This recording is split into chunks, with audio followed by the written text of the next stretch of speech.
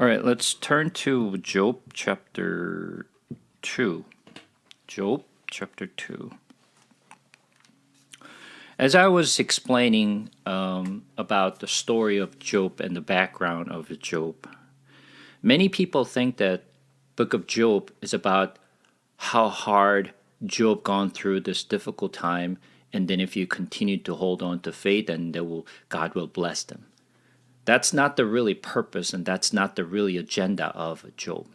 But that's how we learned, and that's how we read the book of Job. But Job, it is not about our test or how we, hold on to our faith. There are different things that we have to learn. So instead of looking at it from one perspective, I want you to just lay down your perspective and look at it from the biblical as well as the gospel's perspective, because the Bible, it is not really teaching us how to live our life. That's not the teachings of the Bible. So we need to go back to the purpose and what is God is really teaching us through this book of Job. So I want you to just to kind of pull yourself away from old perspective of Job and then read it with your fresh minds. All right. So as we have seen in the chapter 1, the book starts as Job was a righteous man. Without really saying much, that's how it starts. He was a righteous man, and he was the greatest man from the East. And then I mentioned what that really East means. So when he was actually live a life, sort of faultless or the faithful and righteous life, Satan was a sort of, inciting God, hey, he's just not living life like that because he has true faith in you, or he's just sorely trusting you because you have blessed him. That's why he's actually living the life the way he's living the life. But if you're actually taking away from him what you have blessed, then he's going to really just behave it differently. And God actually allowed the Satan to do just taking away a lot of his blessings. So he was all his prosperity has been taken away. He's the child has been taken away, and a lot of things really happened. And as we continue to read, you will see how Satan is provoking and how he's really provoking God to really just have Satan to do what he wants to do. So let's continue to read and then see what's happening here. So let's open up at Job chapter 2.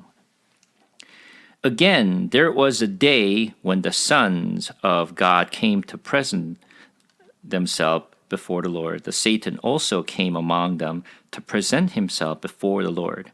And the Lord said to Satan, "From where have you come?"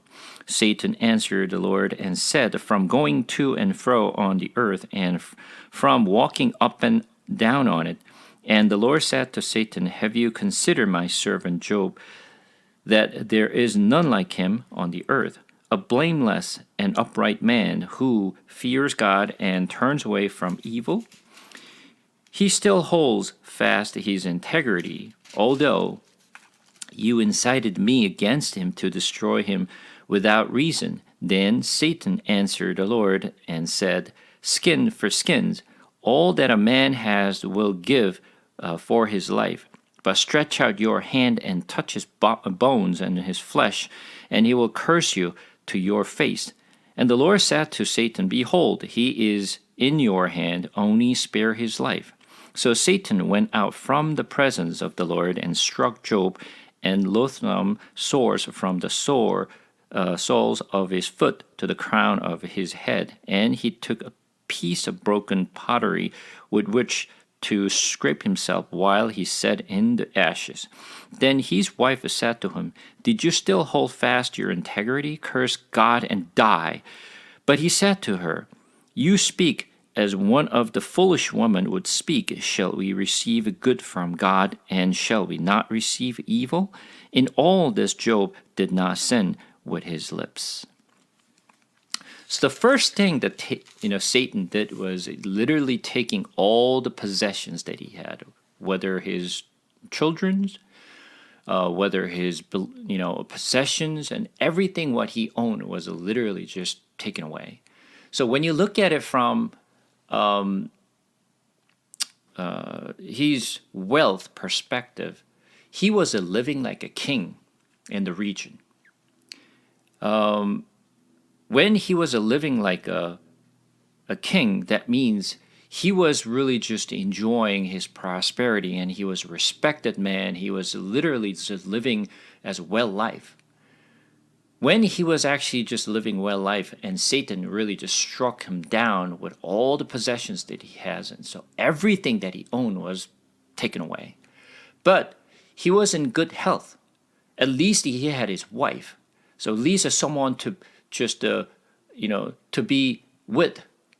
But now the second time that Satan came to God and said, well, skin for skins. If you actually struck down his flesh, you will see what would happen to him. And then God said, why don't you try? So Satan literally struck them down with boils. So this boils, you can think of it as poison oak or poison ivy. If you ever had a poison ivy or poison oak, you would understand how painful that is, right? It just doesn't go away, and it continues to grow. And then if it's not just the one part of it, but if it spreads out all over your body, it is so painful. And for those of you who ever experienced those poison ivy or poison oak, you would understand what I mean. I've actually gone through multiple times. I know how painful that is. So for him, he could not just do anything because he was really just in pain all the time. So while he was actually just going through this difficult time, unfortunately, what this Bible doesn't tell us is that why his wife just came to Job and said, well, how long can you wait? And just like, why don't you just curse God? Because he has taken away from you. There's nothing for you to just really fear him. There's nothing for you to respect him. There's nothing for you to just trust him. Look what he did to you. And this is the very important things that we have to learn. Many of the wrong faith, many of the wrong teachings that we have received from church, which is very unfortunate. Many of the people believe, I have done this, so God should bless me. It's like cause and effect. I have done this. I have actually just given help to other people. I have done all this good work to church, and I have actually gone to the missions. I have actually contributed this to the church's finance. I actually helped them, so God should bless me. All the good people should be blessed, and all the bad people should be punished. That's the kind of systems that we are used to. That's what the society is really teaching us. The law, right? For those of people who have done good things, we just reward them. For those of people who actually committed crime, punish them. So from God's perspective, that's how God should be. Because he's a righteous God, so he should be really punishing the people who are doing the wrong thing, and people who have been faithful and who have tried to just live a clean life, bless them. But what you see in this world is that's not how it works. Not always the faithful people live a blessed life and they enjoy the prosperity. On the other hand, as a matter of fact, the non-believers actually enjoy that. They live a well life. Their prosperity continues to grow. Nothing wrong with them. They enjoy so much of a good life. Whereas all this, the people who's trying to hold on to their faith, they just live, with the persecutions, they just live a miserable life, like, makes no sense. Where's the fairness here? Why does God do this? For those of people who are really, devoting themselves to the Lord is not enjoying the blessings, but others do. Why do we think like this? Because we kind of touched upon this last week. How we measure blessing. What is the blessings that we think of? This is where we actually start wrong. What is the definition of a blessing? When we think of prosperity and blessing from this world, is wealth, good health, right? Living well life. That is blessing. And that's what we want in our life. We don't want any trouble in our life, as if faithful or a Christian life should always live without any problem. You start with wrong perspective. On the other hand, Bible repeat itself. When you believe in Jesus Christ, the world would hate you, the world will persecute you because you trusted me, because you believe in me. Please know that they persecuted me first, and they will hate you, they will actually persecute you. Your life will not be comfortable at all. Throughout the entire Bible, been saying that. But that's not what we want. But we actually want to take it into our own way, and we want to interpret it the way we want to interpret it. So, devoted people, faithful people should be blessed and live with prosperity, while others judged and persecuted. Not at all. Bible does not teach us cause and effect. But this is what Satan is continued to poking us. You should trust, you should believe God because God will bless you. Many people said, oh, when you believe in Jesus Christ, you will be blessed. When they hear the you will be blessed, they think of prosperity, wealth, good life, enjoyment. That's what they think of in their head. Not at all. But it's natural for us to take it that way because that's how we see things in this world. But Bible clearly distinguished the blessing from this world to the blessing from the Bible. There are two different things. It's the same word, but it's completely different things. So, this is what Satan is saying. Because you given him the wealth and bless him with a many child, that's why he's fearing you. That's why he's worshiping you. If you take it away from him, he will not going to keep his faith. So he took the wealth and children's away from him and expected he will change his behavior. But first, Job did not change his behavior.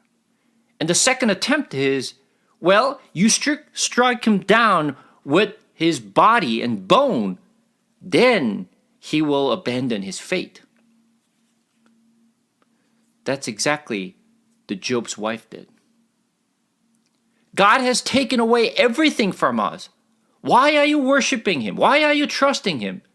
Do you think God is there? Do you think God is loving you? Forget it. He's not a good God. You should not be really trusting him. You should not be really worshiping him. Rather, you curse God and die. As if that's the end. this is the part that we need to just have a better understanding. First of all, the way we see things in our scriptures, there's not clarity of how long that Job has been suffering. We don't know. Is that a days, weeks, months, years? Unfortunately, the Bible does not describe how long they have been suffering this. So how can we tell how long they have been actually suffered this? Can we tell? Obviously, we cannot tell, right? So there is some clue that we can possibly have, and I want to share this with you. So from chapter 2, verse 7 through 9, it doesn't really give us much of a clue that he really just, suffering from the boil, and his wife was just came to him and just like, curse God and die. That's all she said. So as we think that this Job's wife is very impatient and she doesn't have any faith, and she just came right out to Job and just like looking at the situations, and then just like said to Job without having much of a context. But I want to share something with you.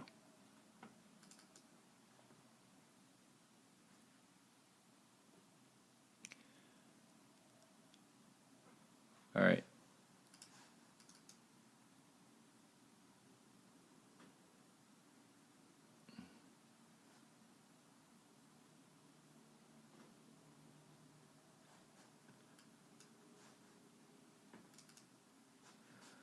I'm going to share my screen.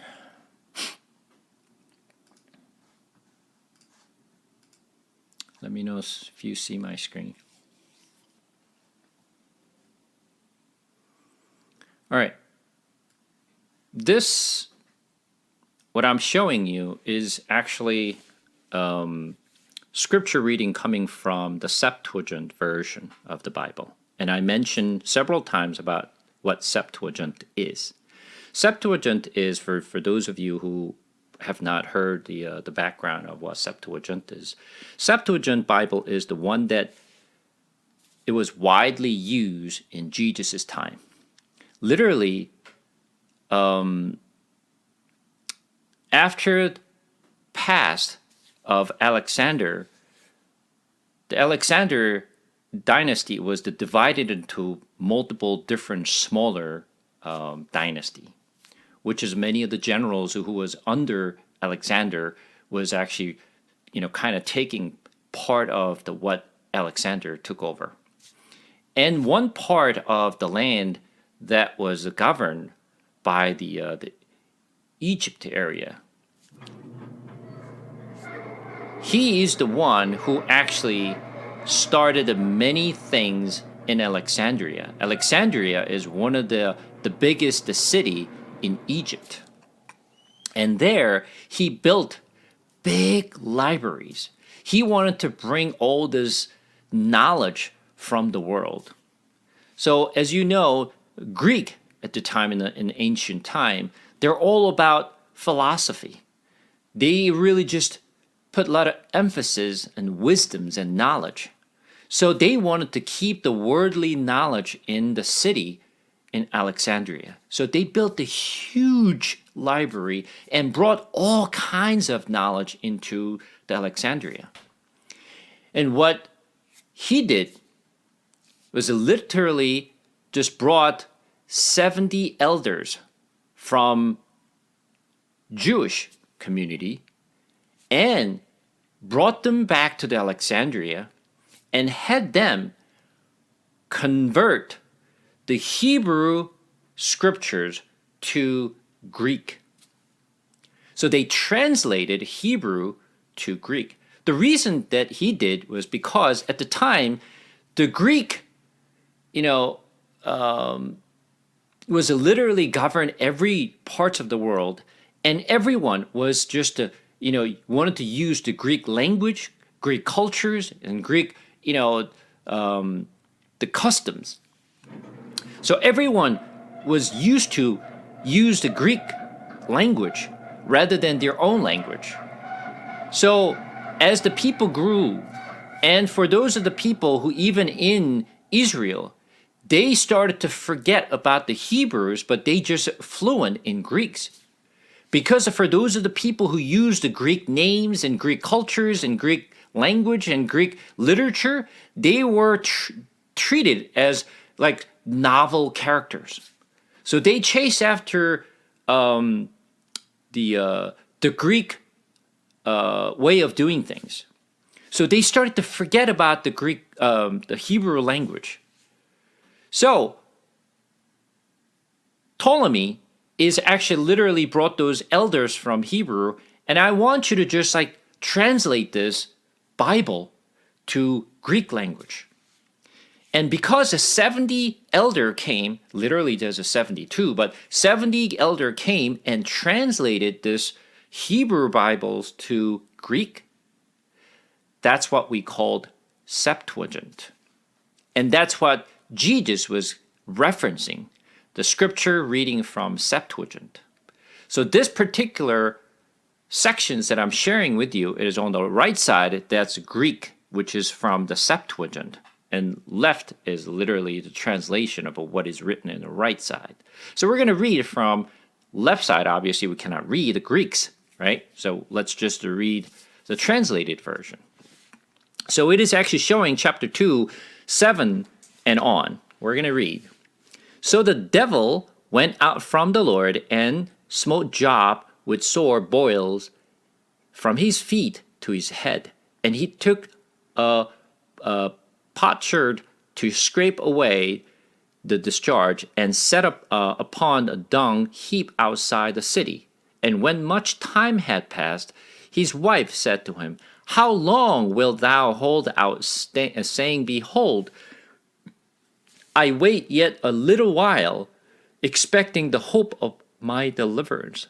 For behold, thy memorial is abolished from earth, even thy sons and daughters, the pang and pains of my womb, which I bore in vain with sorrows. And thou thyself sittest down to spend the night in the open air among the corruption of wombs. And I am a wanderer and a servant from a place to place and house to house, waiting for the setting of the suns, that I may rest from my labor and my pangs, which now beset me. But say some word against the Lord and die. But he looked on her and said to her, Thou hast spoken like one of the foolish women. If we have received good things of hand of the Lord, shall we not endure evil things? In all these things that happened to him, Job sinned not at all with his lips before God. Which is slightly different. It gives a little more context than what we know in our scripture. What it actually tells us here is that on verse 9, and when much time had passed, obviously, once again, we don't know what that is. Whether it's months, years, we don't know. But based on the scripture reading, which we just read, it seems like it is not a week, just a month. But years has passed. Which means Job and his wife has been suffering for years, not just weeks or months. Not only that, just look at this. And when much time had passed, his wife said to him, How long wilt thou hold out? So how long do I have to wait before it gets better? How long do we have to wait that we'll be restored? How long do we have to wait to just receive more blessing from him? We've been waiting and waiting, months after months. We're hoping the next day will get better. We've been trusting him. But nothing is getting better. Nothing.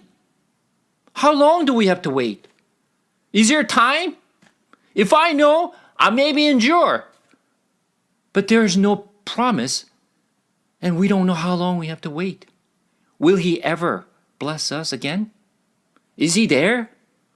Is he listening to us? Is he really watching us? I don't think so. Because what I see, my life doesn't change. Your life doesn't change. And look at it from her perspective. I want you to just to put yourself in her shoes. We're going to take a look a little more.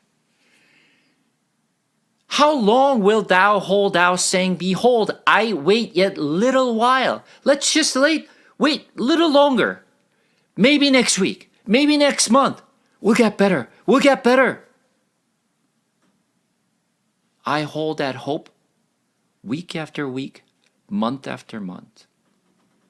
Look, has anything gotten better? Nothing had gone better. Look where we are. Look at yourself. I wait yet little while, expecting the hope of my deliverance. I had a hope. You said we should have a hope. I had a hope. But what hope? What hope? For behold, thy memorial is abolished from the earth. All the memory, all the good life that you and I had with my children, all the prosperity, we've been living like a king and queens. All this memory has been abolished. It's gone. Those good days are gone. Even thy son and daughters, the pangs and pains of my womb, which I bore in vain with sorrow. I forgot about all the pains that I had when I actually bare my children. It's all gone. I don't remember anymore. And thou, thyself, sittest down to spend the night in the open air among the corruptions of wombs, and I am a wanderer, and from servant from place to place and house to house, waiting for the setting of the suns, that I may rest from my labor and my pangs which now beset me. Look, you've been suffering from boils. Of course, I understand it's so painful, and thank God I'm not actually in your shoes. However, while you're actually suffering and scratching your skins, who's going to make money for our living? Who's going to give us a bread? Who's going to give us the things we live? Well, since you can't work, I have to work. So Job is not even working because he can't. So his wife has to go out and work. Now this is something that his wife never done before because she has been living like a queen. She never had to do anything. But now she is literally living as a servant girl from house to house. She's been working every day without rest. So what she's waiting for the setting of the sun. Why? Because the sun has to set so that I can get some rest. Every day she goes out, jumping from one house to another house, making very little money without rest. You telling me I should have a hope? What hope? Are you kidding me? What hope? What kind of hope should I have? Because he has taken everything away from us. Is he a God? Is he good? Hell no. From my perspective, he's not a good God, if he exists. Look at what he did to us. What he did to you, what he did to me, what he did to our families. Nothing but the misery. So she's been suffering. She's been actually living very, very hard life. Night and day different. For years. And you could understand why she said what she said. Because she had a hope. She tried to hold on to something's going to change. But she ran out of patience. I can't wait any longer. She's been waiting week after week, months after months. Nothing has changed. So she is literally saying, but say some word against the Lord and die. Curse God and die. That's better than living like this. You, me, both together. I don't know about you. I'm just going to curse and leave you because I can't stand it anymore. I can't support you anymore. I have to live my life. I can't go on my life like this. Goodbye. And literally, she left Job. But it's not like she did like immediately after everything was taken away. She has been patient. She has been suffering. She had a hope. It just, things did not get better within the time that she expected. Because it was much longer than she anticipated. She literally ran out of her patience. I can't do this anymore. And I can certainly understand her. Because most likely I would have done very similar to her if I were in her shoes. So we cannot really just as simply, judge Job's wife because she had gone through this. And once again, her life changed from day to night. It's not small change. Completely different life than she used to live. But Job said, but he looked on her and said to her, thou hast spoken like one of the foolish women. This is probably where Job's wife was pissed off. You telling me like I'm talking like a foolish woman? After I have been patient for these many years and I'm supporting you?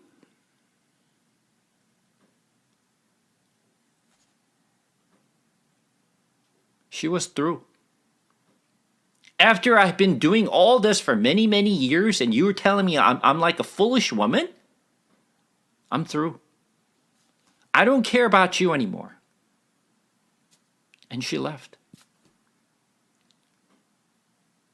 And I could understand why she did what she did. And Job said, if we have received good things of the hand of the Lord, shall we not endure evil things? Do you think Job's wife could listen and understand what Job is saying? I'm not even sure whether Job is understanding what he's saying.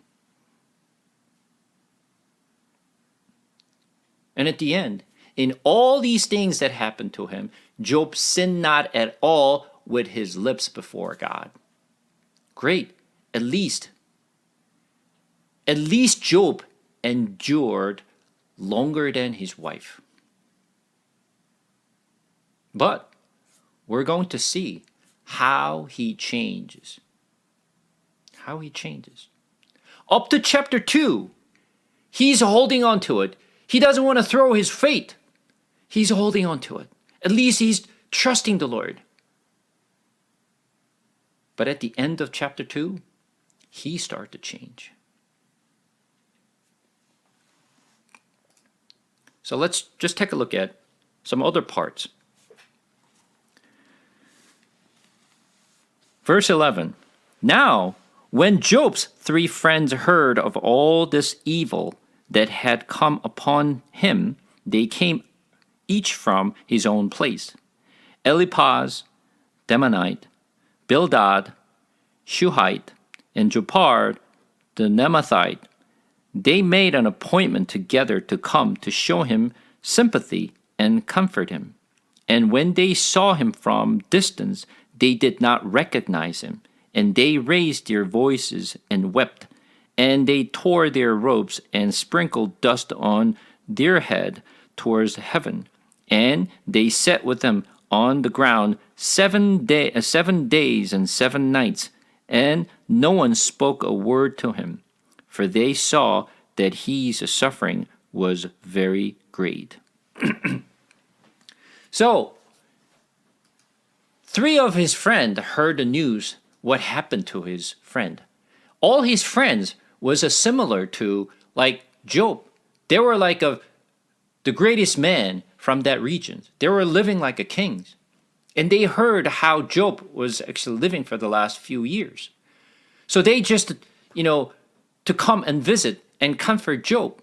So they came, the three of them came to see Job, to really just to give some comfort and try to just give some, good words. But when they came and saw Job, they did not even recognize, because he has changed dramatically from the time that when they saw him. Because once again, he was living like a king.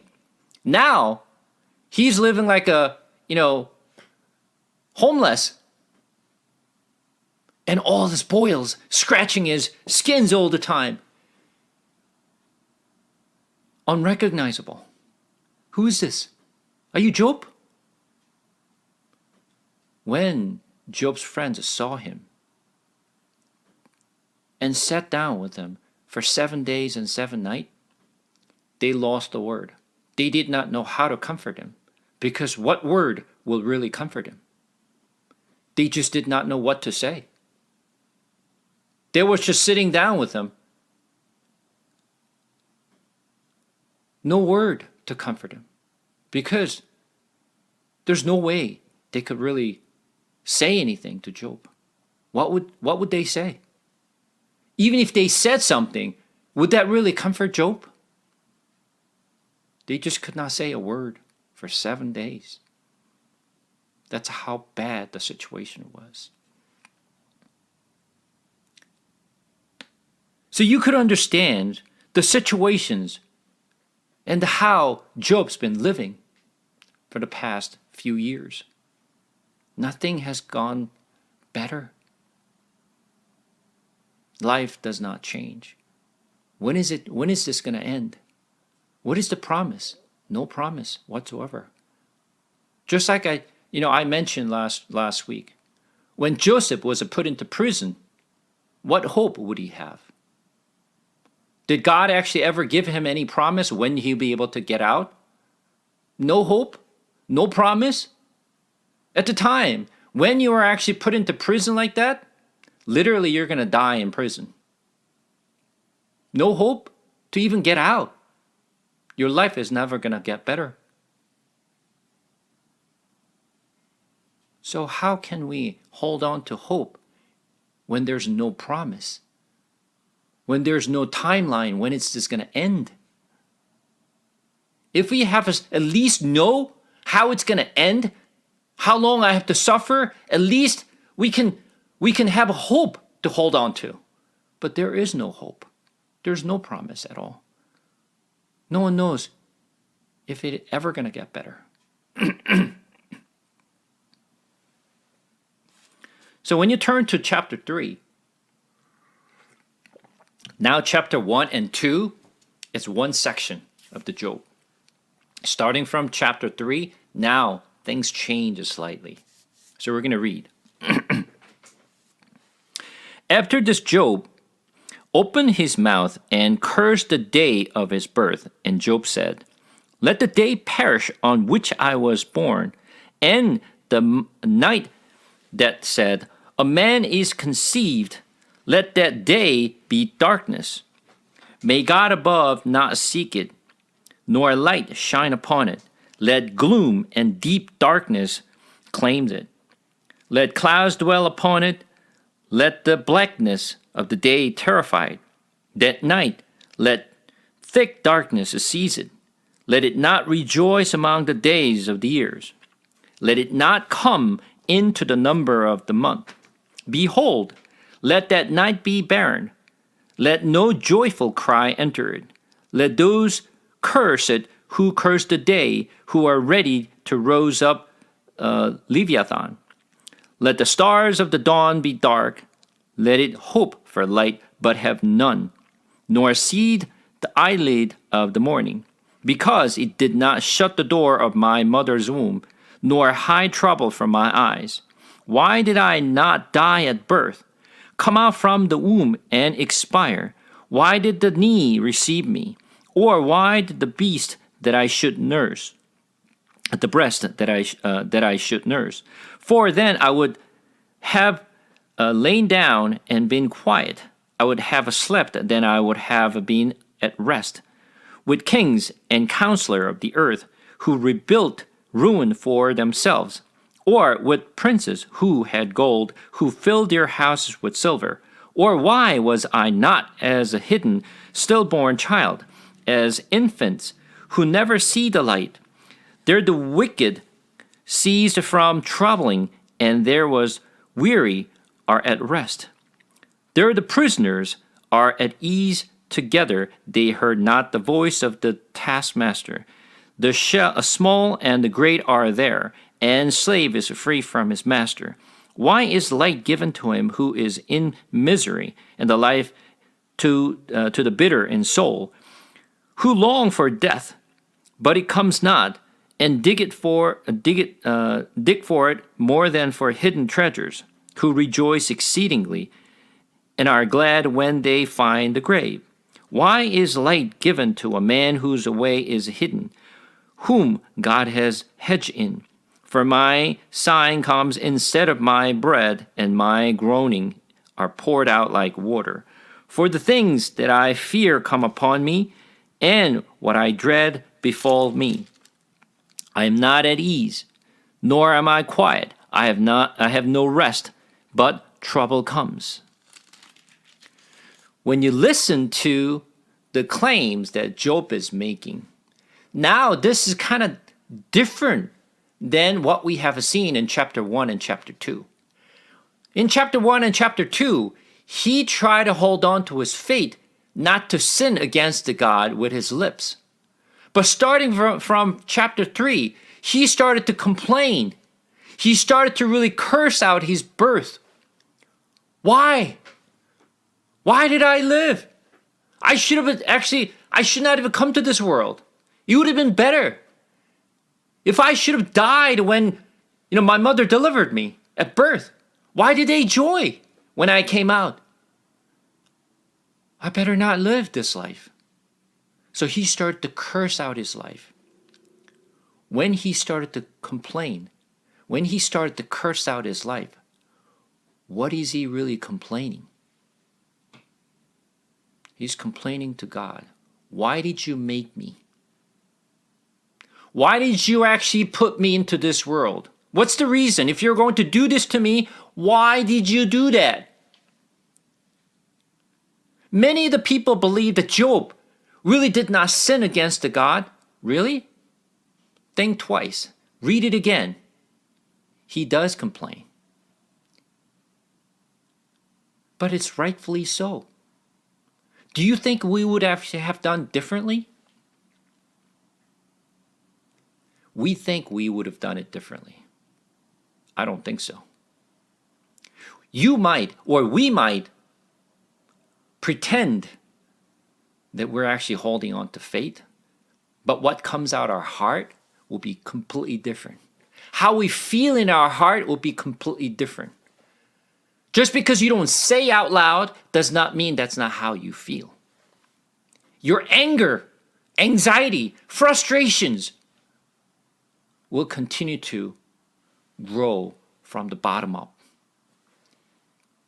You may not say it, but that don't mean that's not how you feel. As I mentioned, this is not something we can control. It's not something we can just clock up and just, we can stop it. There's no button. There's no cap that you can close it. Nothing you can do. It just comes right out. It's like, the water coming out of the well. It just keep coming up. You can't stop it. What are you going to do about it? Nothing you can do. It's so natural for every one of us will do it. Job was not different than anyone else. But indirectly, he was cursing out his birth. But he was literally complaining to God. Why did you make me? When you actually summarize after, the chapter 3, literally what he's saying is, why did you make me if you were going to do this to me? Do you think God does not know what he's saying? God knows what he's saying.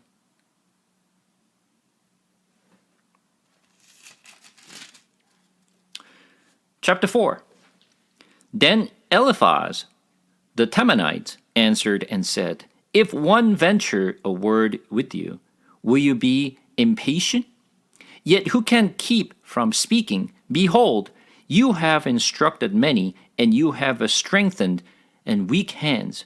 Your word have upheld him who was stumbling, and you have made him made firm and feeble knees.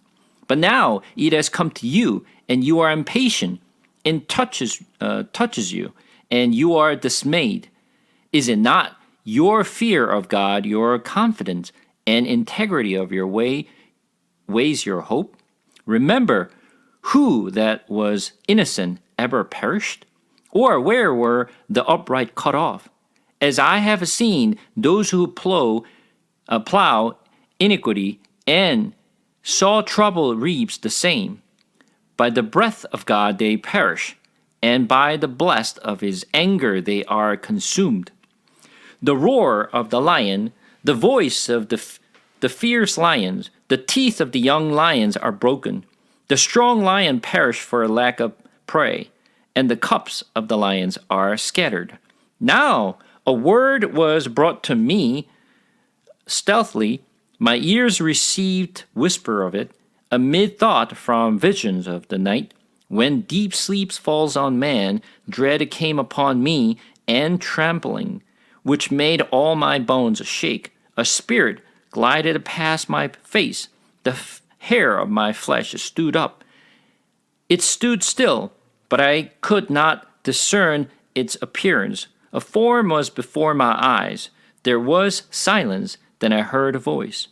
Can mortal man be in the right before God? Can a man be pure before his Maker? Even in his servant he puts no trust, and his angels he charges with error. How much more those who dwell in house of clay, whose foundation is in the dust, who can crush like the moth.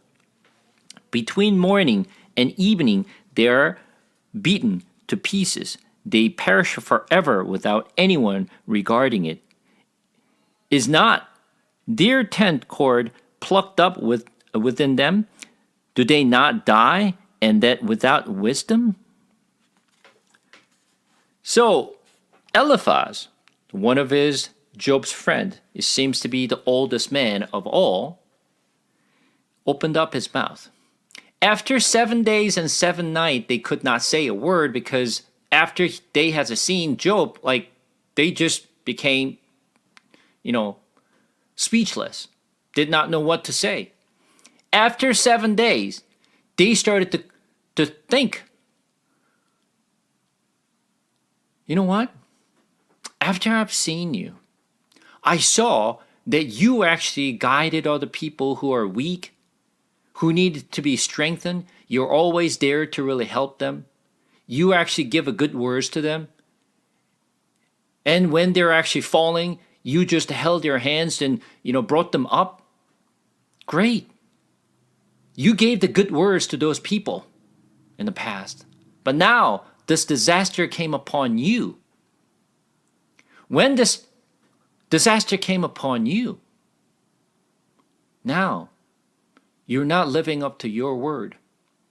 You said many good things to those people to really just hold on to their faith.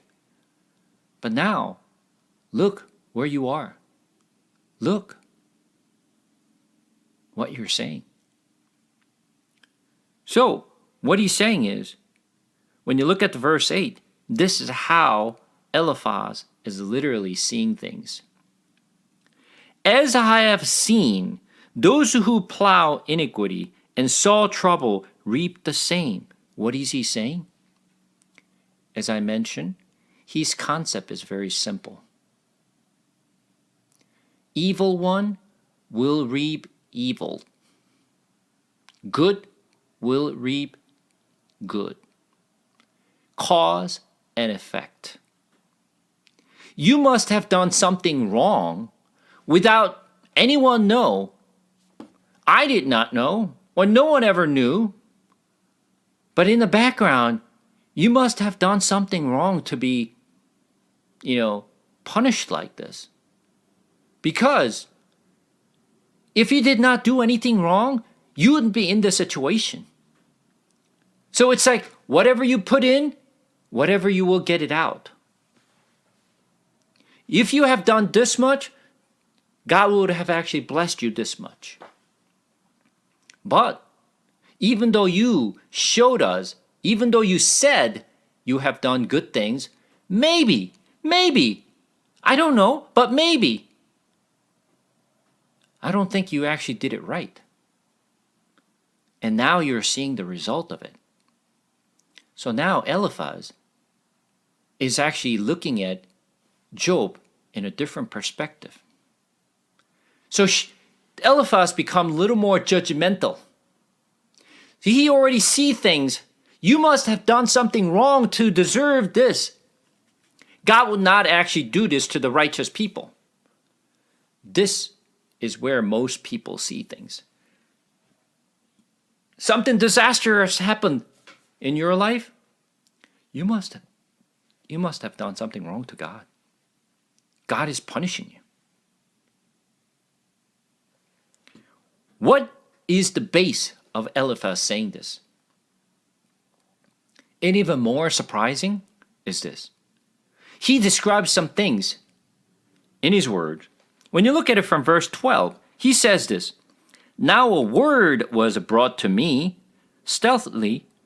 My ear received the whisper of it, amid a thought from vision of the night, when deep sleep falls on man, dread came upon me, trembling, which made all my bones shake. A spirit glided past my face.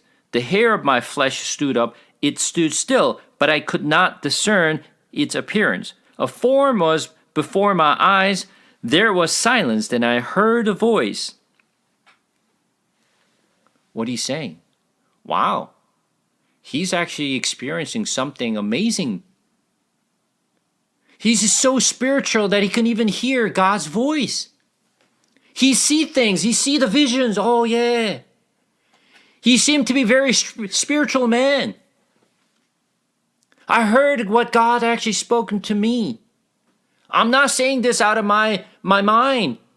I heard this from God. So therefore, I'm telling you. Well, some of the close friends say something like this. You know what? Other people don't say this to you, but because we're close, I'll tell you this. Because I care for you, because I'm close to you, I say this something to you. So I will tell you some other people are not telling you. I heard these things. I'm a spiritual man. I can tell you what's happening here. I'll guide you. What does that mean? I'm above you. I'm more spiritual than you. You might have actually comforted other people, but you know what? I don't know about you, but I hear God's voice. I see visions. God actually speaks to me. So I will tell you this. But when you actually go back to verse 8, what is he saying? As I have seen. What does that mean? He's basing on his experience.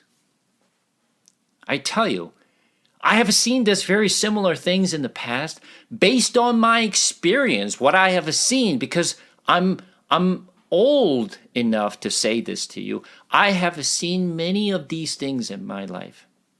And based on my experience, I tell you, what? Sow trouble, reap the same. Good will reap good, evil will reap evil. So therefore, based on my experience, you are reaping bad and evil. So therefore, my conclusion, something you did evil, that's why you're suffering. Does he know what he's talking about? Actually, when you read this, he seemed to say things right. when you actually read it without really having context, what he's saying is seemed right. Isn't it? Let's just read up on some other things. Let's just move on. Continue on. Chapter 5. Call now. Is there anyone who will answer you?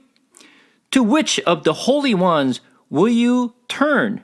Surely, vexation kills the fools, and jealousy slay the simple. I have seen the fool talking rude, but suddenly I curse his dwelling. His children are far from safety. They are crushed in the gate, and there is no one to deliver them. The hungry eat his harvest. He takes it even out of thorns, and the thirsty pant after his wealth. For affliction does not come from the dust, nor does trouble sprout from the ground. But man is born to trouble, as the sparks fly upward. As for me, I would seek God, and to God would I commit my cause. Who does great things and unsearchable, marvelous things without number? He gives rain on the earth and sends water on the field. He sets on high those who are lowly, and those who moaned are lifted to safety. He frustrates the device of the crafty, so that their hands achieve no success. He catches the wise in their own craftiness, and the scheme of the wily are brought to the quick end. They meet with darkness in the daytime and grope at noonday as in the night. But he saves the needy from the sword of their mouth, and from the hand of the mighty. So the poor have hope, and injustice shuts her mouth. Behold, blessed is the one whom God reproves. Therefore, despise not the discipline of the Almighty. For he wounds, but he binds up. He shatters, but his hands heals. He will deliver you from 6 troubles. In 7 no evil shall touch you. In famine he will redeem you from death, and in war from the power of the sword. You shall be hidden from the lash of the tongue, and shall not fear destructions when it comes. At destructions and famine you shall laugh, and shall not fear the beast of the earth. For you shall be in league with the stones of the field, and the beast of the field shall be at peace with you. You shall know that your tent is at peace, and you shall inspect your fold and miss nothing. You shall know so that your offspring shall be many, and your descendants as the grass of the earth. You shall come to your grave in ripe old age, like the sheaf gather up in its seasons. Behold, this we have searched out. It is true. Hear and know it for your good. So, what is he saying? Look at, and you have seen this as well. He's continued to telling Job, and it said, all the righteous people will be blessed. And for those of people who actually have done something evil, you know what? They will reap evil. And I will tell you this, verse 7 and 8. But man is born to trouble, as the sparks fly upward. As for me, I would seek God, and no God would I commit my cause. What is he saying? Oh, by the way, Job, I think you should cry it out to God. As if Job never done it. Have you actually seek out the Lord? Maybe you have not. You maybe did not really cry it out hard enough. If I were you, I would cry it out to God.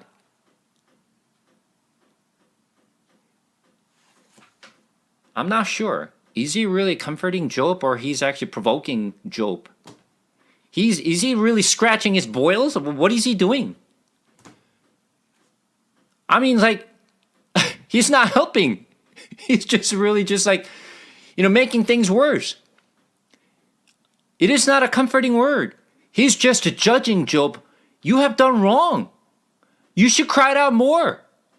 What do you think? Job did not really cry out to God? I'm sure Job was so desperate that he was really crying out to the Lord day and night. He would not even wait. He would just cry out to the Lord. Lord, help me. Deliver me from this misery. But now he's judging Job. You should cry out more. If I were you, I would do it as if he had not done it. And he just keeps saying, verse 12, and says, he frustrates the device of the crafty so that their hand achieved no success, as if Job was crafty. That's literally what he's saying. You must be crafty. That's why you have no success. That's why you come to where you are now. He's literally frustrating Job. He's not helping. He's a friend, but it's literally he's poking Job word by word, not comforting him, not helping him at all. So God is a righteous God, so God always bless the people who are actually faithful. Really? Is that why so many faithful people in the Bible will suffer? Because they did not have a faith? Because they did not cry out? Because they didn't really do anything? On contrary, in the scripture, many of the faithful people in the scripture, they suffered, they persecuted, they had to live in misery. Imagine if church pastor is saying to the congregations, come and believe in Jesus Christ, and your life will be in misery and you will be persecuted. Who will remain in the church? The next week, no one will come. Who wants to come to church? If that's the kind of expected life, no one will come. Why would I come? Why would I actually believe and been persecuted? Why would I actually just believe in Jesus Christ if I have to live in misery? I'd rather not believe and live a better life. But for those people think like that, they don't know. They don't understand the blessings and grace we have received. For those of people abandon faith because of that, their faith was put in the wrong place. They trusted, they believed the faith because I live better life, or the life they want to live. If actually God sent me with purpose, God created me and sent me to this world to do certain tasks. If I came to this world with purpose that God put in our life, and if that is different than how I want to live, I will resist. That's not how I want to live. I don't care what purpose you planted in my life, but that's not how I want to live. I want to live a different life. Why would I suffer? Why would I live in misery? Why? You have to give me something. You bless me first, and I will do something for you. So it's give and take. You give me something, I'll give you something. You bless me more, I give you some. If you don't bless me, why would I give you? But what do we expect from God? Prosperity, health, joyful life, no tear, no grief, no misery. We want to live a life without trouble. We want to always smile and live a joyful life without any trouble whatsoever.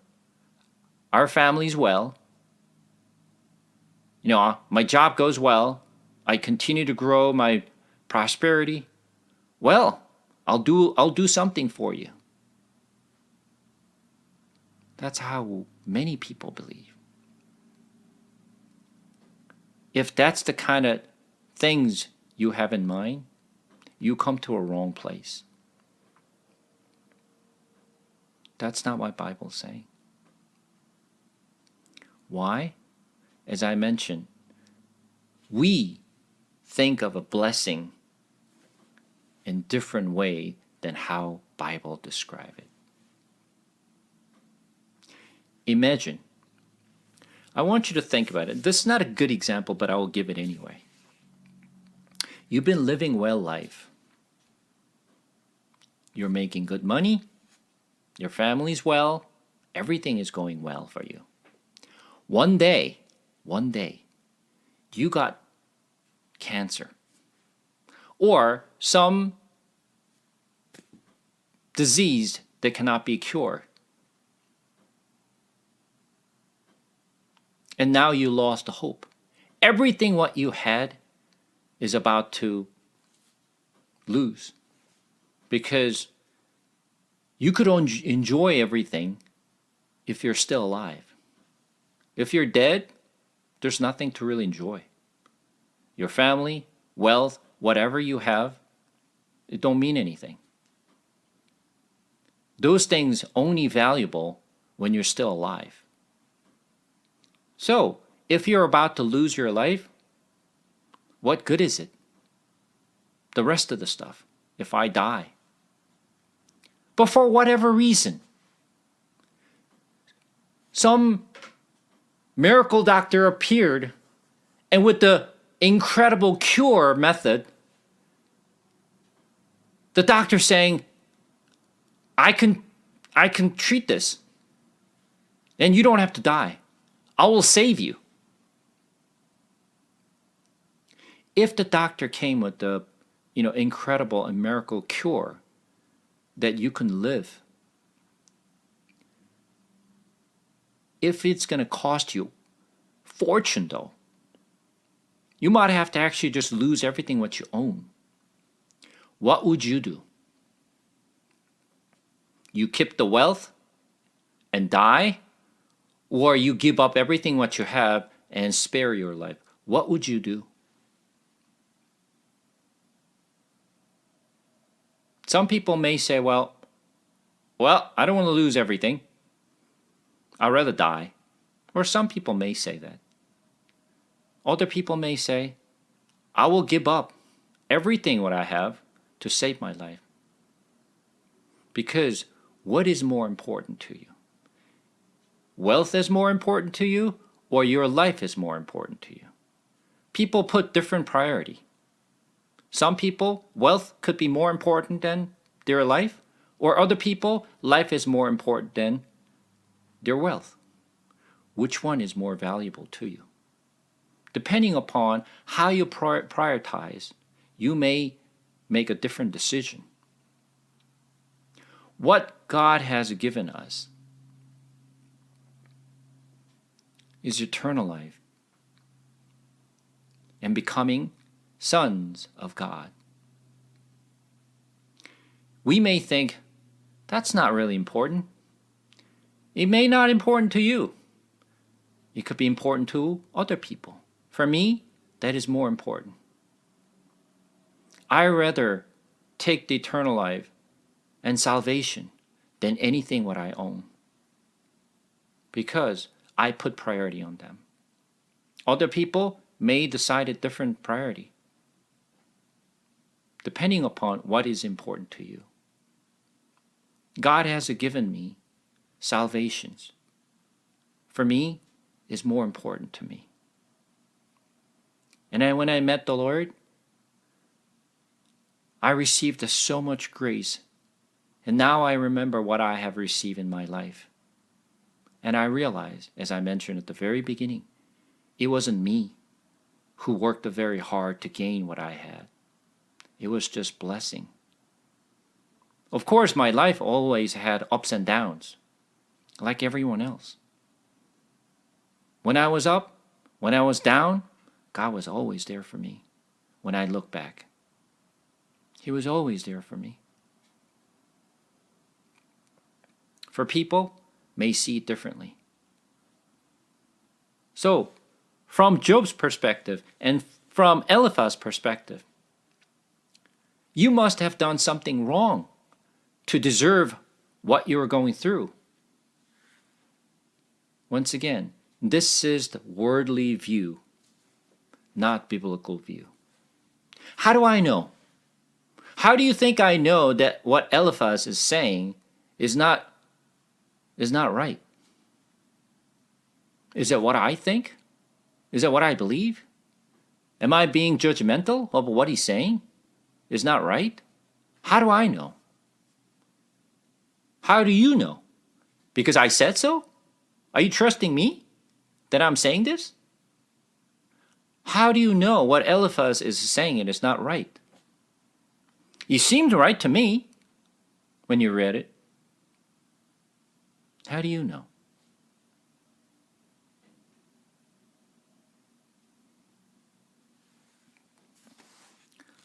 Let's go to Job chapter 42. Job chapter 42.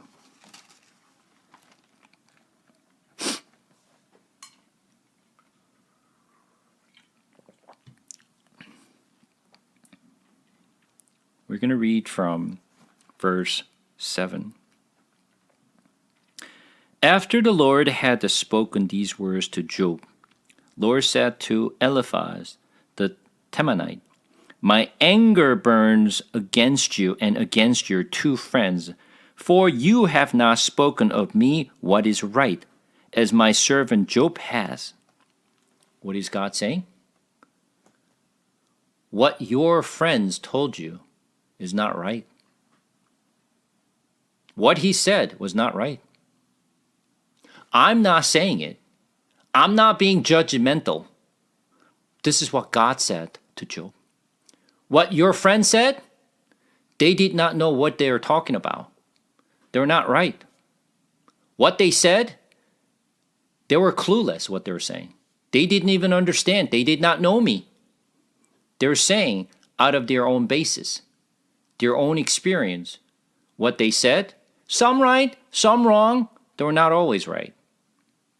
I'm not saying this because that's what God said. This is how I know what they said was not always right.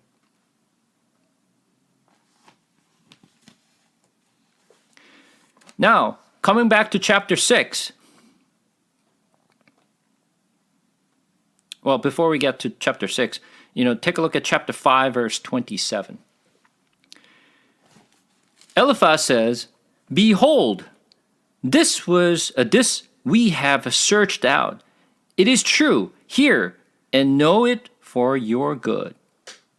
What is he saying? Based on my experience, based on my research, this is what it is. So what is its base? Once again, based on his experience, based on his research. This is how I concluded. I'm telling you what I'm telling you is right. Really? No. That's not what God said. But at least Eliphaz believed in it. He trusts his own experience. He trusts his own research. This is right. I'm right. While God is saying, you're not right. No matter what you say, no matter what your experience is, don't mean anything to me. So Job is responding. Let's see what Job is saying in chapter 6. Then Job answered and said, Oh, that my vexations were weighted, and all my calamity laid in the balance. For then it would be heavier than the sand of the seas. Therefore my words have been rash. What Job is saying is, it's easier for you to say something like this. But listen to me. For then it would be heavier than the sand of the sea. Therefore, my words have been rash. Do you know the pains and the weight that I've been holding? Do you know how heavy this is? Do you understand what I'm going through?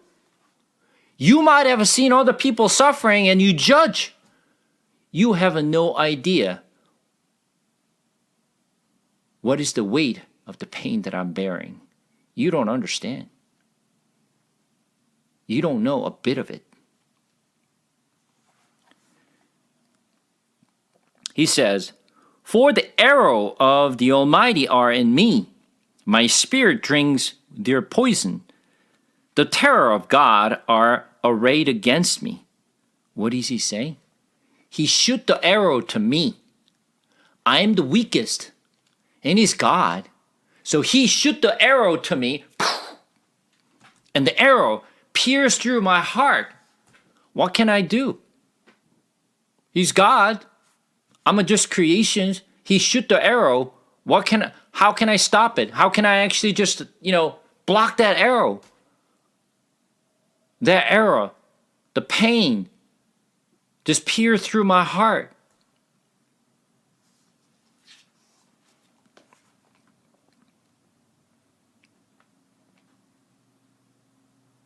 He says, does the wild donkey bray when he has grass, or the ox low over the fodder? Can that which is tasteless be eaten without salt? Or is there any taste in the juice of the mellow? My appetite refused to touch them. They are as food that is loathsome to me. Oh, that I might have my request, and that God would fulfill my hope, that it would please God to crush me, that he would let loose his hand and cut me off. This would be my comfort. I would even exult in pain unsparing, for I have not denied the word of the holy ones. What is my strength that I should wait? And what is my end that I should be patient?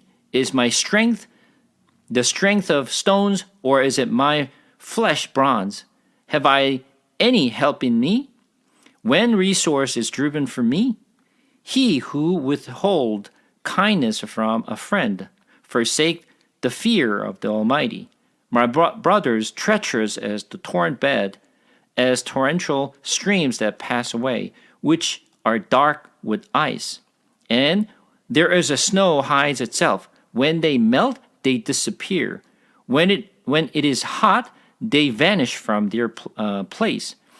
The caravan turns aside from their course, and they go up into the waste and perish.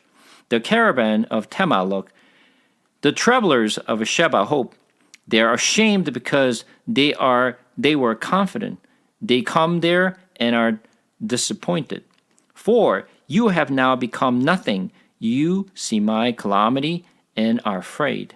Have I said, make me a gift? Or from your wealth offer a bride for me? Or deliver me from the adversary's hand? Or redeem me from the hands of the ruthless? Teach me, and I will be silent. Make me understand how I have gone astray. How forceful are upright words!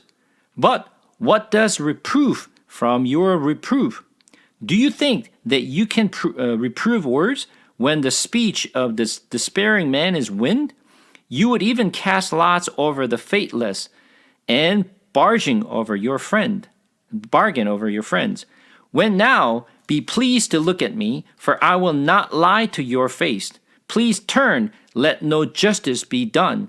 Turn now, my vindication is at stake. Is there any injustice on my tongue? Cannot my palate discern the cause of a calamity? What is Job saying?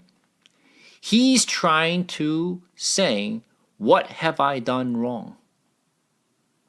Tell me. If I had done something wrong, you tell me. But when you come to me, prove it to me. What have I done wrong? And God has actually just to put on all this calamity. I'm just suffering because I'm weak. He's God. What can I say? He's a shooting the arrow. What can I do? I'm there to just to get it. That's it.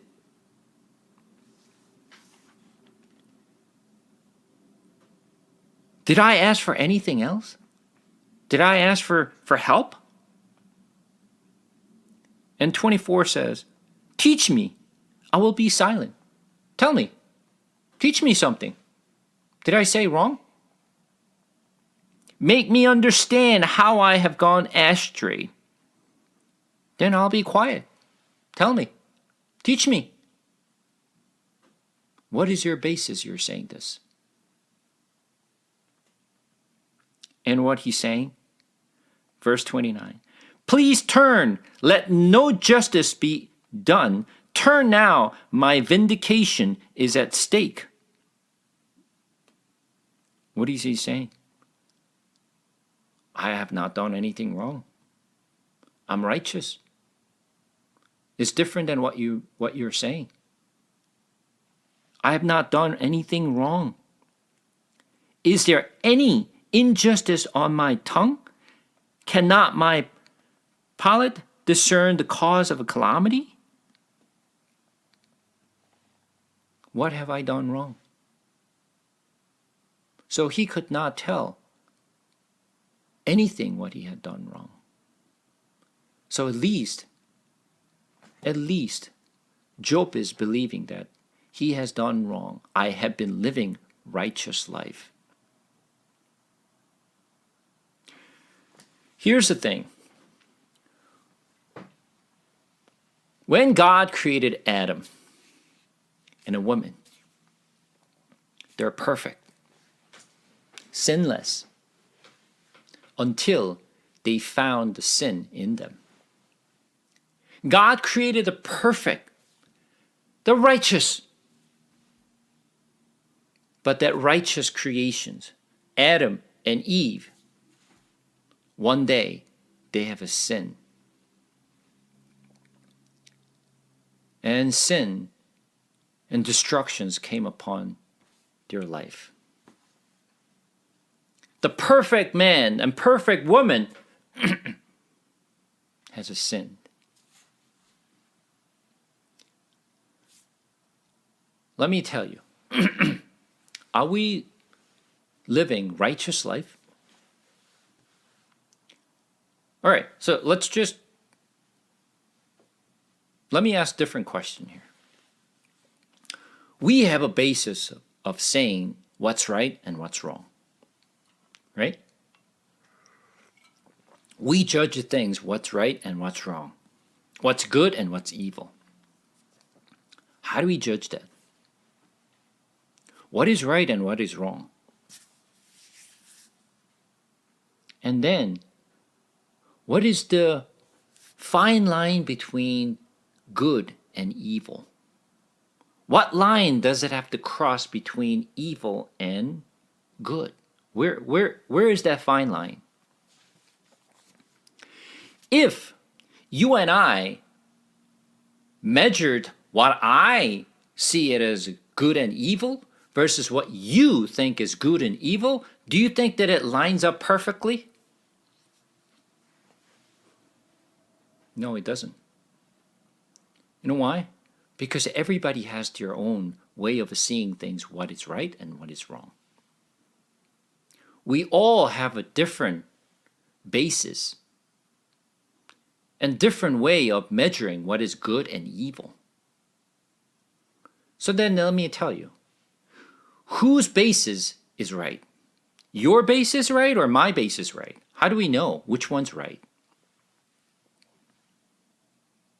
Because everybody has a different way of measuring good and evil.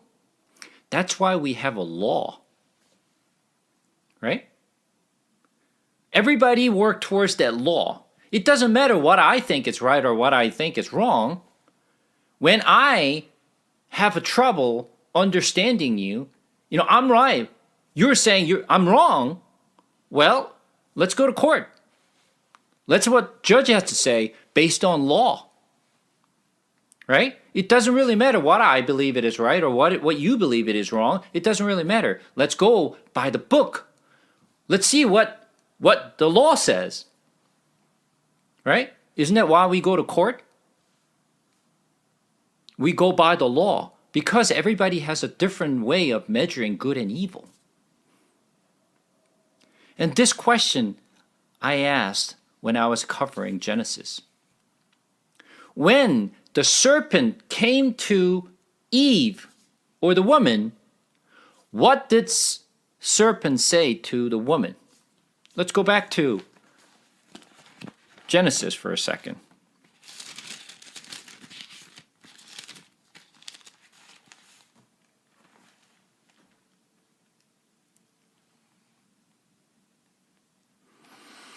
Genesis chapter 3.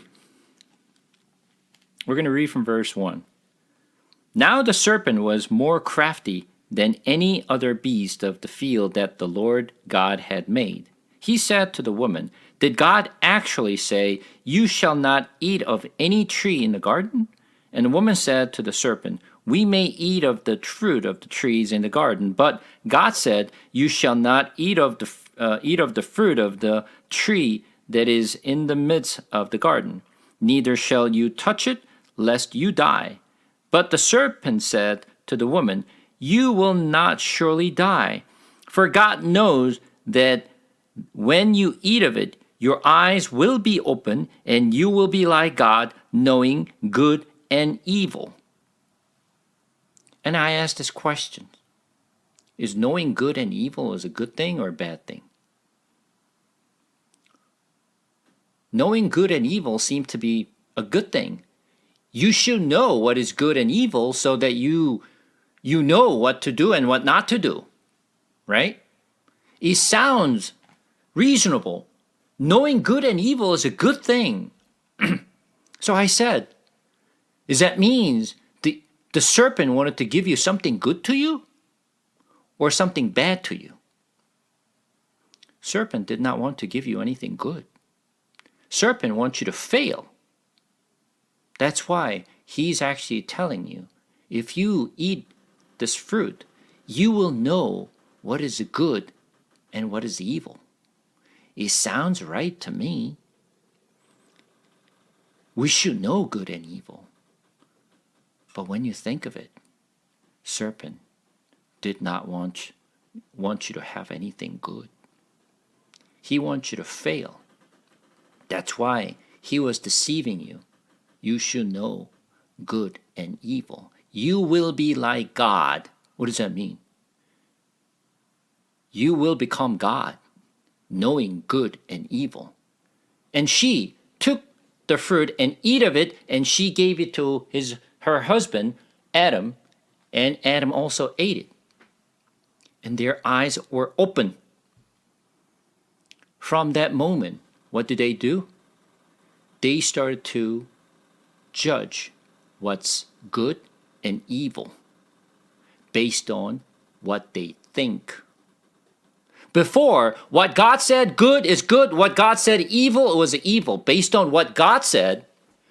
But now I became like God. I don't need to listen to what God has to say, what is good and evil, but rather I'm a God, so I will determine what is good and evil. I will tell you what is good and evil. And everyone became God. You, me, everyone became God. So we started to judge things, what is good and evil in my heart. So what I tell you is good is good. What I tell you is evil is evil. But unfortunately, everyone's got different opinions of what is good and evil. That's why we started to have difference in opinion. We started to fight because we have too many God around us. You're God, I'm God. You're telling me what is good and what's evil. I will tell you what I'm good and what is evil. Who's right? I will tell you I'm right. You say you're right. Okay, let's fight. Let's prove who's right. Who's most loud will win. Well, isn't that why we start to fight? Why we start to have a quarrel? Dissensions? Discord? Isn't that where we came from? Because we want to prove I'm right, you're wrong. Isn't that what we see all the time? I tell you, you're wrong. I tell you, you're good. This is a start of evil. Eliphaz was literally doing that. Based on my experience, I am right, I'm telling you. And Job is saying, tell me, prove to me. If you're right, I'll listen. Show me the proof. You're right. I tell you, I'm right. So they both are saying, I'm right. Eliphaz saying, I'm right. Job is saying, I'm right.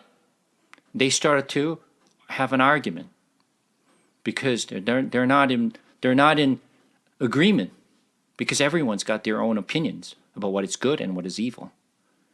You're actually suffering. You're going through this difficulty because you have done wrong based on my experience and based on my research.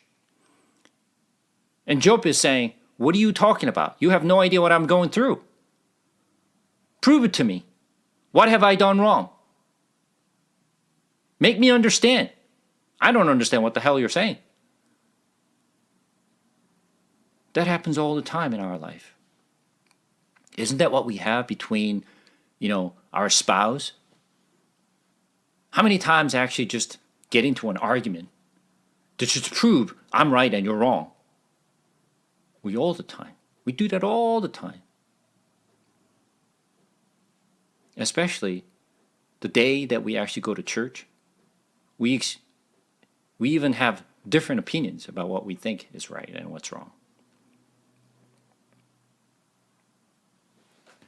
That's where we start to fail. Where there's God, there's a harmony. When there's evil, discord, argument, right? This is exactly what Job and Eliphaz is doing.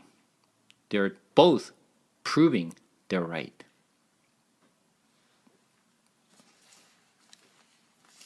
Chapter 7, coming back to Job. Has not a man a hard service on earth? And are not his days like the days of a hired hand? Like a slave who longs for the shadow, and like a hired hand who looks for his wages. So I am allotted month for emptiness, and night of misery, and appointed to me. When I lie down, I say, when shall I arise? But the night is long, and I am full of tossing till the dawn.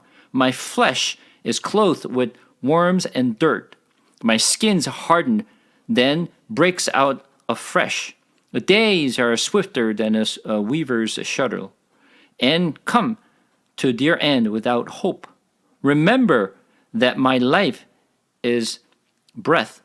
My eyes will never again see good. The eyes of him who see me will behold me no more. While your eyes are on me, I shall be gone. As the cloud fades and vanishes, so he who goes down to Sheol does not come up. He returns no more to his house, nor does his place know him any more. Therefore, I will not strain my mouth. I will speak in the anguish of my spirit. I will complain in the bitterness of my soul. Am I the sea or the sea monster that you set a guard over me? When I say my bed will comfort me, my couch will ease my complaint. Then you scare me with dreams and terrify me with visions, so that I would choose strangling and death rather than my bones. I loathe my life. I would not live forever. Leave me alone, for my days are breath. What is man that you make so much of him, and that you set your heart on him? Visit him every morning, and test him every moment. How long will you not look away from me, nor leave me alone till I swallow my spit? If I sin, what do I do to you, you watcher of mankind? Why have you made me your mark? Why have I become a burden to you? Why do you not pardon my transgressions and take away my iniquities? For now I shall lie in the earth. You will seek me, but I shall not be. What is Job saying? Now he started to complain. What he's saying is, I have a lot to say. God, I don't know about you, but I got a lot to say to you. When you look at verse 11, therefore, I will not restrain my mouth. I will speak in the anguish of my spirit. I will complain in the bitterness of my soul. I will tell you, I will complain to you. He just now directly facing the Lord and saying, I have a lot to say to you. And what he's saying is, hey, why did you make me? You said you were going to just be there for me, and you're going to guard me. You're going to just you'll be my rock and you'll be my shelters. You'll be you're saying you're my tent. You know what? Because of you saying that, I'm going through this. You know what? Why don't you just lift all that stuff for me? You don't have to be my tent. You don't have to be my rock. You don't have to be my fortress. Hey, just leave me alone. Don't guard me. Don't protect me. Don't stand for me, because you're there for me. It's more painful to me. So I'd rather not have your protections. I don't want you to be around. Go away. Get away from me. Just leave me alone. I think I'll be in a better situation. Don't protect me. So just don't bother me. Go away. That's what Job is saying. Because of your protection, I'm suffering. I don't want this anymore. I'd rather live a better life without you. So now, Job's wife was saying, I can't bear this anymore. I have no hope. Why don't you curse God and die? Job is like that now. He is becoming like his wife. Yeah, I know you're there, but you being there doesn't help me at all. Leave me alone. I could do better. Without you, I think I live a better life. So, go away from me. When are you going to stop protecting me? When are you going to really just be there for me? Like whenever you come, trouble comes to me. So stay away from me.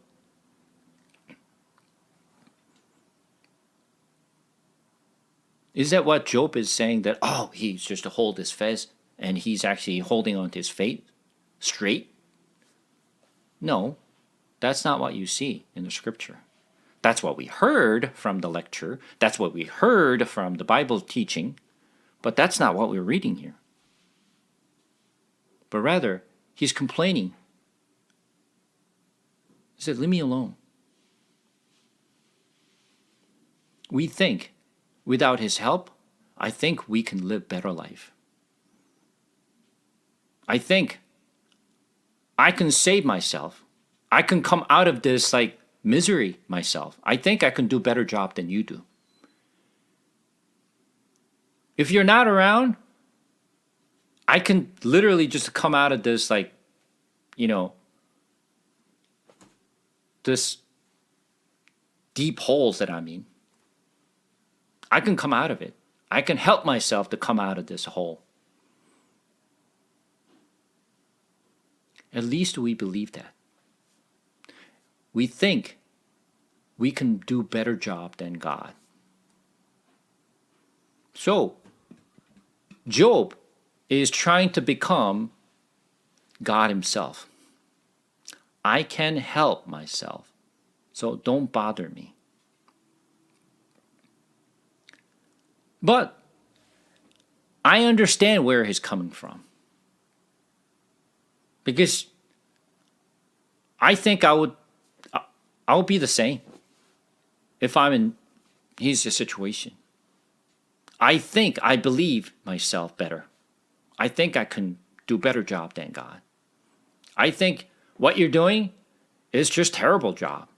You don't know how to manage us. You don't know how to just do things. Whatever you're doing is just not working out for me.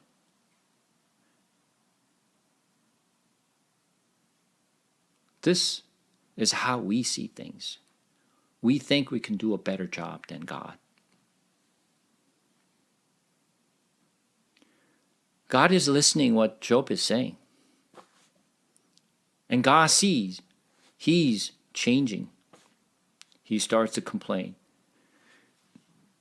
As gets through, it's getting worse and worse.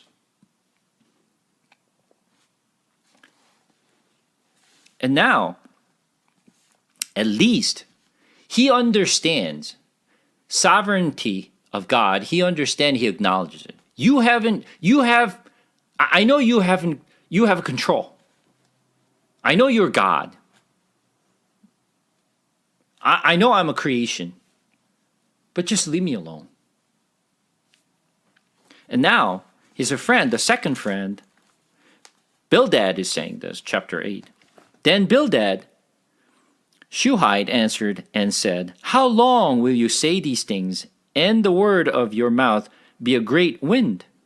Does God pervert justice, or does the Almighty pervert the right? If your children have sinned against him, he has delivered them into the hand of their transgression. Now Bildad is even going further. What he's saying, your children died because not only your sin, but your children must have done wrong. They must have sinned against the God. That's why they are punished. That's why they all dead. If you will seek God and plead with the mighty for mercy, you must not have actually pleaded to God. You just you're resisting. If you are pure and upright, surely then he will rose himself for you. If you're pure and upright, God will actually not put you in the situations. You must something, done wrong. I don't know, but you must done wrong to God. That's why you're going through this. Same thing. His second friend is not helping either. He's also very judgmental. He's judging things based on his own experience, and he sees what is right and what's wrong and what is evil.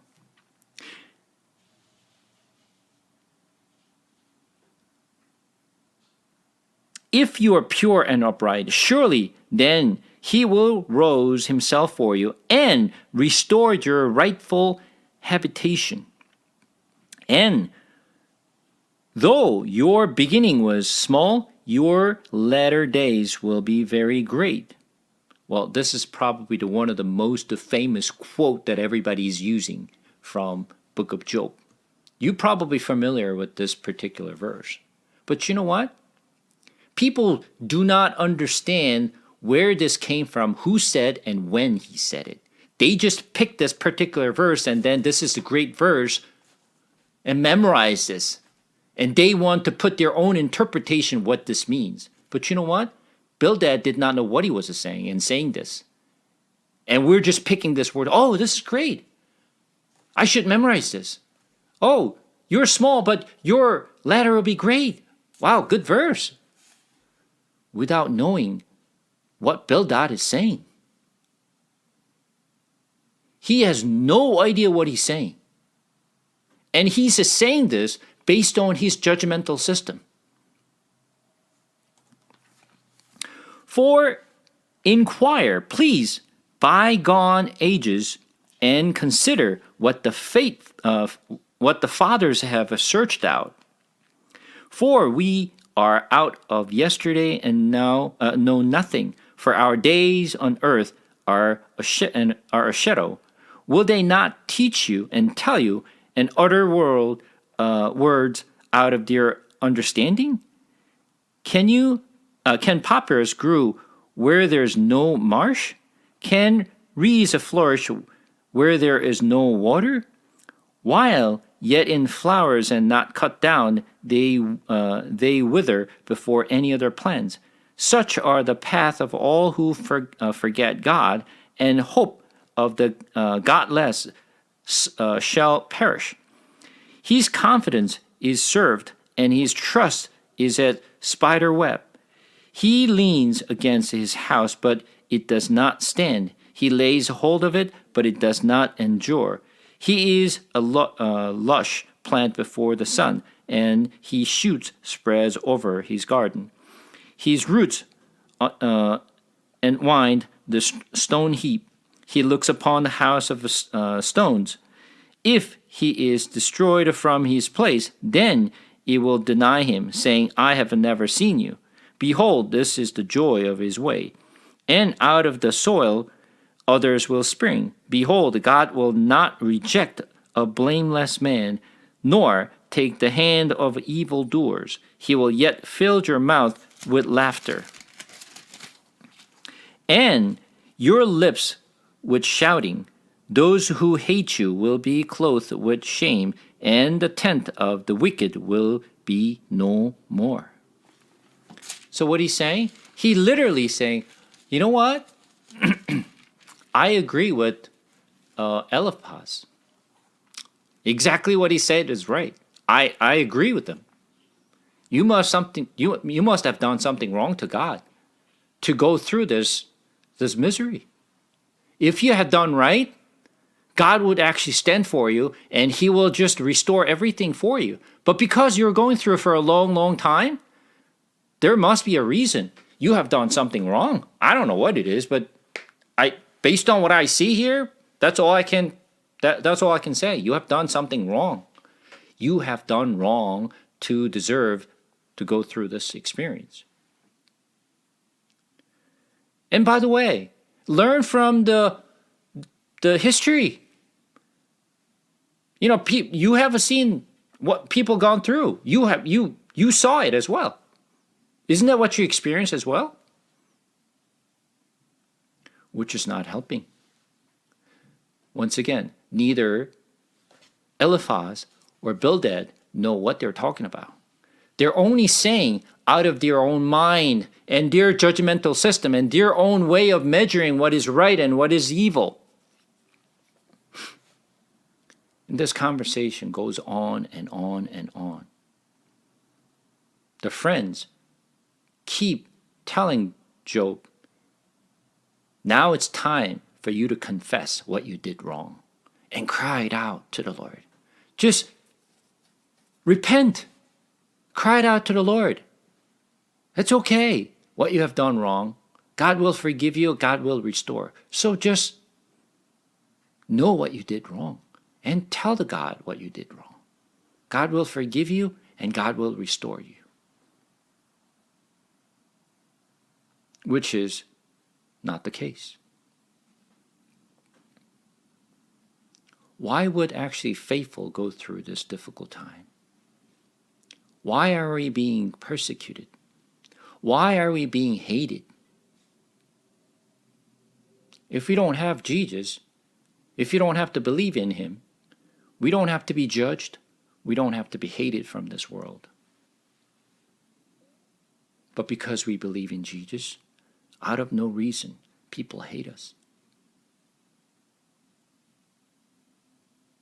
And Jesus kept saying, when you believe in me, world will hate you. Because remember, they hate me first. And we're going to continue to read the story of Job. What you will find is many of us will see things based on our judgmental system. What's right, what's evil. What I did right, what I did wrong. How do we know what we did right and what we did wrong? How do we measure that?